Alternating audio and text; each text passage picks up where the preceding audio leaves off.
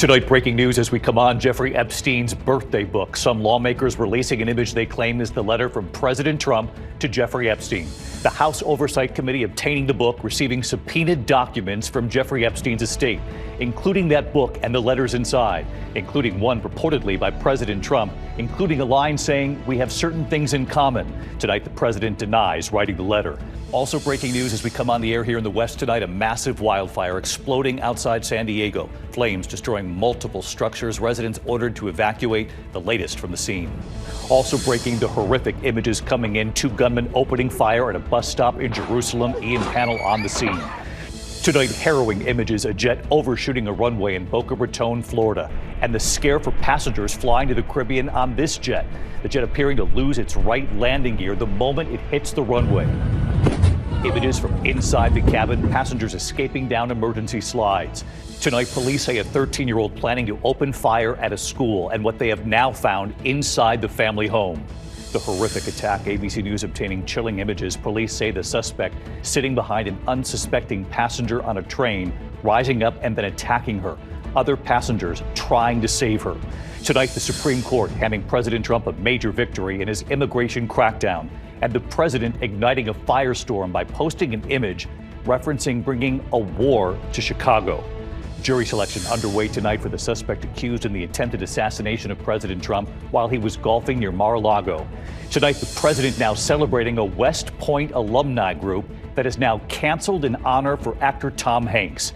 Hanks has been a major advocate for veterans. He will not be honored now in this ceremony. The images coming in, a train slamming into a bus, at least 10 people killed, dozens injured.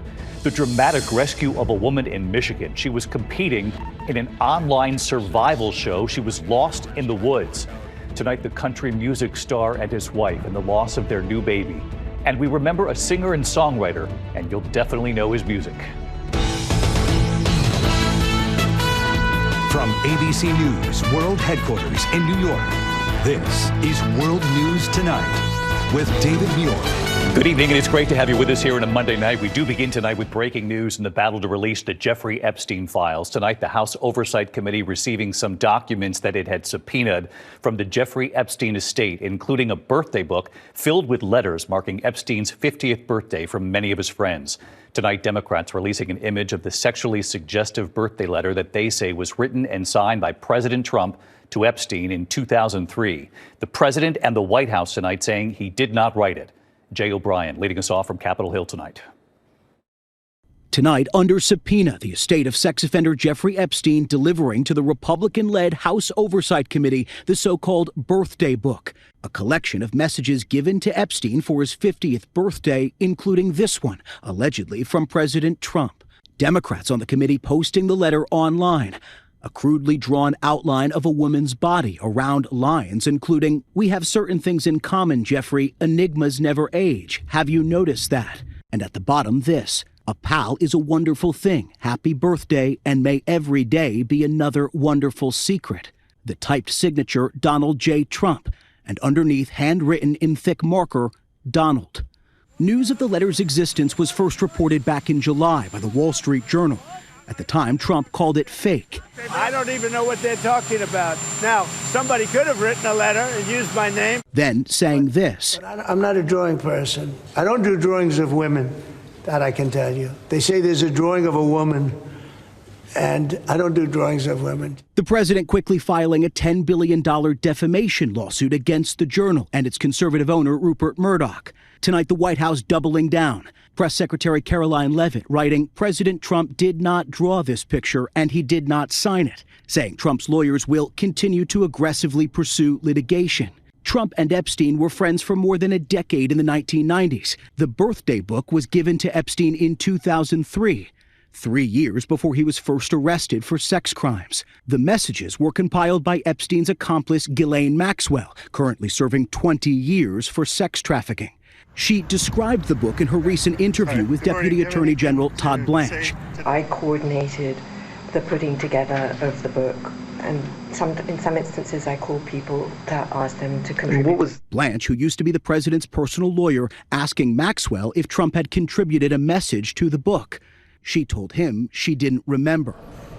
David, we're hearing tonight from the attorney for dozens of Epstein victims, many of whom were up here on Capitol Hill just last week for an emotional news conference. He's blasting what he calls President Trump's hypocrisy, saying it's frustrated many of the victims, and he's calling on the president to withdraw his lawsuit against the Wall Street Journal and to publicly apologize. David. All right, Jay O'Brien leading us off tonight. Jay, thank you. There are late images coming in tonight as we're on the air in the west. A massive wildfire exploding outside San Diego. Flames destroying multiple structures, including homes. Residents ordered to evacuate. Here's ABC's Melissa Adan from California. Tonight, homes on fire in Southern California. A massive firefighting response to a fast-moving blaze erupting out of the brush in Lakeside, northeast of San Diego. Multiple structures involved from his vantage point. It's spotting way out ahead.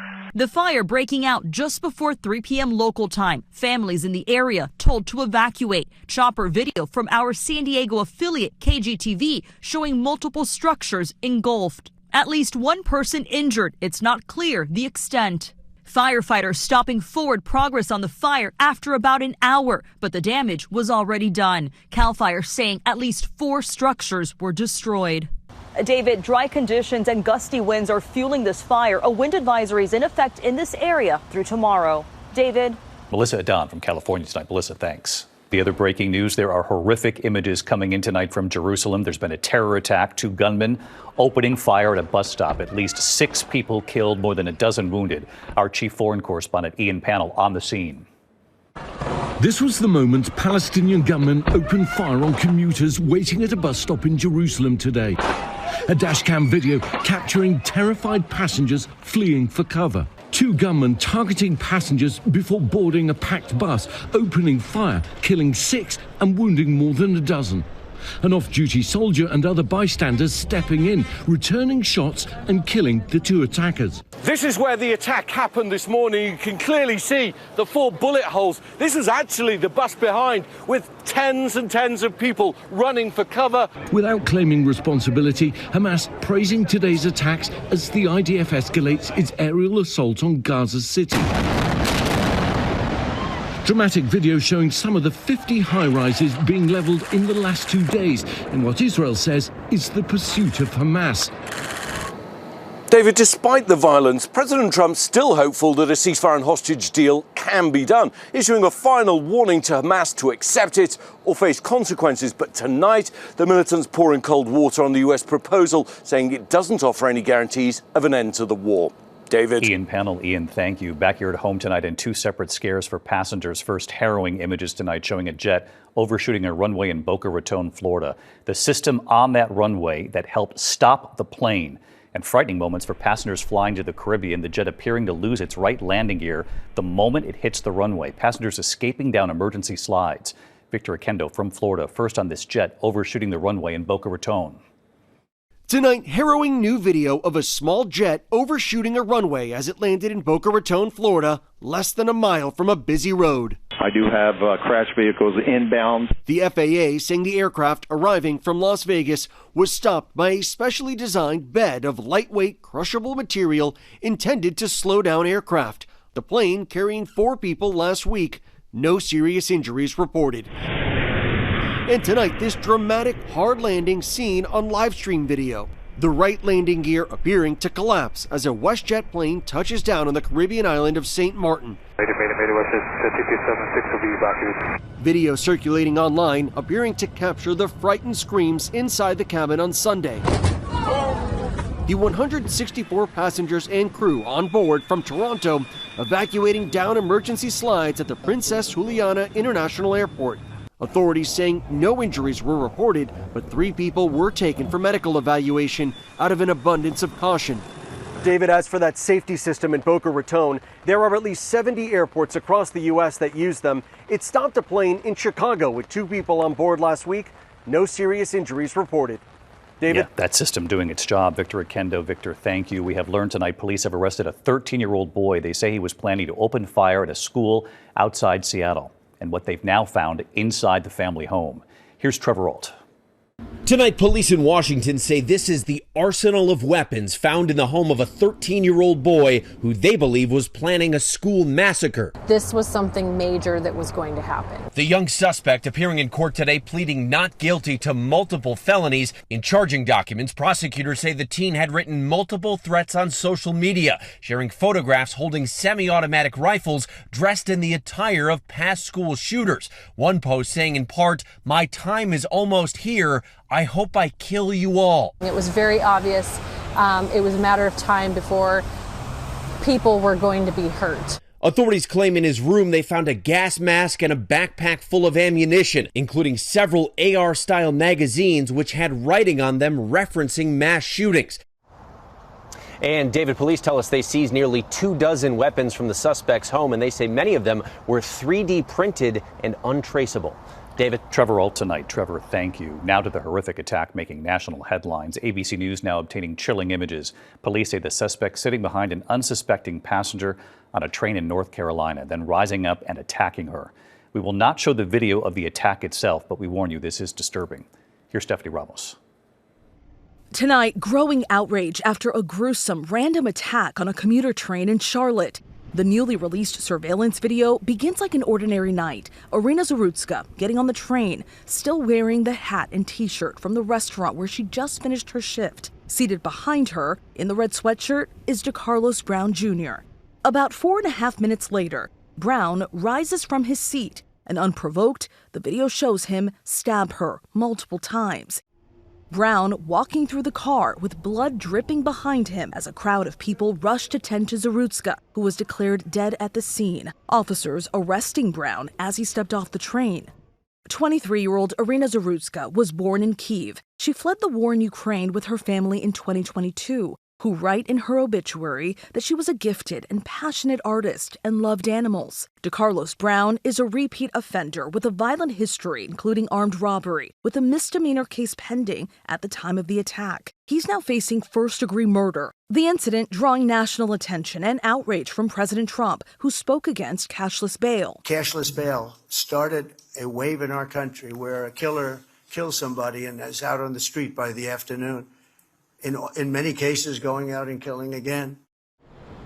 David, the suspect also has a history of mental health issues. A judge has ordered he be evaluated at a hospital. The suspect is due in court later this month. David. Stephanie Ramos tonight. Steph, thank you. Next this evening, the Supreme Court handing President Trump a major victory in his immigration crackdown, and the president igniting a firestorm by posting an image referencing bringing war to Chicago. Let's get right to our Chief Justice correspondent, Pierre Thomas. Pierre. David, the city of Chicago is bracing for an immigration enforcement surge after the president posted on social media over the weekend that the city was, quote, about to find out why it's called the Department of War. He later downplayed the post, and there's still no word on when the National Guard might be deployed in Chicago. But today, Homeland Security officials announced Operation Midway Bliss has been launched, which they say will target the worst of the worst foreign nationals accused of crimes. And today, the administration got more leeway for aggressive immigration enforcement after the Supreme Court lifted restrictions on ICE agents operating in California, whose tactics had been criticized as racial profiling. David? Pierre Thomas, live in Washington. Pierre, thank you. Tonight, the trial getting underway for the suspect accused in the attempted assassination of President Trump. Jury selection now underway. Prosecutors revealing new images tonight, saying Ryan Ruth was armed with a rifle, laying in wait for hours. And then candidate Trump was on the golf course near Mar-a-Lago. Ruth, acting as his own attorney in this trial, has pleaded not guilty. Tonight, President Trump is now praising a major snub for actor Tom Hanks. Hanks has been an advocate for veterans across this country for years, but tonight a West Point alumni group has now canceled an award ceremony in his honor. Here's our chief national correspondent, Matt Gutman. Tonight, in a major snub, a West Point alumni group canceling an award ceremony honoring Oscar-winning actor and well-known veterans advocate Tom Hanks. Hanks set to receive the Sylvanus Thayer Award, recognizing American citizens who live by the school's motto, duty, honor, country. The actor famously portraying the bravery of American soldiers for decades. From Forrest Gump, I told you to leave me there, Gump! Earn this, to the World War II epic Saving Private Ryan. Earn it. Hanks also co-producing the acclaimed miniseries Band of Brothers, and going to Normandy last year to pay his respects on the 80th anniversary of D-Day. Tonight, the West Point Association of Graduates telling the Washington Post the decision to cancel the ceremony allows it to focus on its core mission of preparing cadets to lead, fight, and win. But Hanks has been a critic of President Trump, whose administration ordered West Point to throw out books on topics including diversity and racism and to disband cultural and professional student clubs. Tonight, President Trump praising the move on social media, saying West Point smartly canceled the ceremony, adding, "We don't need destructive, woke recipients getting our cherished American awards." And David, it's unclear whether Hanks will still receive the award just without the ceremony. And we have reached out to West Point, that alumni association, and Tom Hanks, but have not heard back. David. All right, Matt, thanks so much. Tonight, new images coming in of a deadly collision involving a freight train and a double-decker bus. This was northwest of Mexico City. Take a look. At least 10 people were killed when the train slammed into the bus at a railroad crossing. More than 40 people were hurt. That crash is under investigation tonight. When we come back on this Monday night, the well-known country music star and his wife and the loss of their newborn in a moment. Also terrifying moments at a jewelry store. The suspects right here smashing their car into the store before then moving in. And the images coming in late today, a boat explosion just moments after pulling away from the dock. A lot more news ahead tonight. Tonight, a terrifying smash-and-grab heist in San Jose, California. The suspects crashing through the jewelry store, a dozen suspects breaking cases, taking jewelry. There are reports a store owner was assaulted and later suffered a stroke, according to a friend at a press conference. Police are still searching for the suspects. The images coming in late today, a boat exploding in a marina just seconds after pulling away from the dock in St. Clair Shores, Michigan. 2 people aboard the boat were thrown into the water. They suffered minor injuries. Their dog didn't survive. No word yet on the cause of the explosion. The dramatic rescue tonight of a contestant on a YouTube survival show. The 36-year-old California woman was rescued nearly 18 hours after she went missing in the cold and rainy Michigan forest. The woman frantically waving her arms at that rescue chopper. When we come back tonight, the country music star and his wife on the loss of their new baby. And we remember a singer and songwriter tonight, and you'll definitely know his music. To the index of other news tonight, country singer Drake White and his wife Alex revealing heartbreaking news. The couple revealing that their newborn daughter, Della Elizabeth White, died just minutes after being born on August 31st. The couple saying, quote, "We are heartbroken and soul tired." A passing to note tonight, Rick Davies, the founding member of the British band Supertramp, has died. Give a little bit. The band, of course, known for hits including Give a Little Bit, Goodbye Stranger, The Logical Song, so many more. Davies battled blood cancer for a decade. He was just 81. When we come back tonight, what the camera captured. The little boy, his first day of school, he leaves with his parents, but what he left behind on that camera for hours. ABC World News Tonight with David Muir, sponsored by Pacific Life, nearly 160 years strong, with financial strategies for a more confident future. Finally tonight here, America Strong. The first day of school can be emotional for parents and someone else too. Tonight, it's that time of year for the youngest ones out there, children going to school for the first time. And this evening, an incredible moment caught on camera. It's not just emotional for the family. In Monmouth County, New Jersey, 2-year-old Frankie DeReese and his 4-year-old golden retriever, Bo. He has grown up with Bo, his parents Frank and Erica documenting the big moments, walking together, tilting their heads together, eating with no hands. And when it was time for Frankie to go to school for the first time, they said they knew it'd be hard on them, but did not know how hard it would be on the family dog. Mom, Dad, Frankie all walk out the door. I love you. And look at what the camera captures. When the parents come back without little Frankie, just watch Bo's reaction, sitting at the bottom of the steps, laying down, wagging his tail, staring at the door. The parents were home, but he wanted Frankie. Hour after hour went by and he waited, hoping every sound he heard would be Frankie. And then finally, who he'd been waiting for all day, his best friend back home from school. Belly rubs, then a kiss from Frankie to his best bud, Bo. And right here tonight, hi, David. Mom and Dad, Frankie and Bo. He created like the cutest bond between the two of them. He was confused, to say the least. Yes. It turns out it's not just hard on the parents, it can be difficult for the family dog. Well, back to school, just give your pets a little extra love because it's tough on them just as much as it is on us. It was really tough on this guy. That's right, but Frankie and Bo back together tonight, the loyal dog who waited all day for Frankie to come home. I'm David Muir. I'll see you right back here tomorrow. Good night. David Muir, the most watched newscast in America. And now, ABC's World News Tonight has won the Emmy for Best Live News Program for the third year in a row.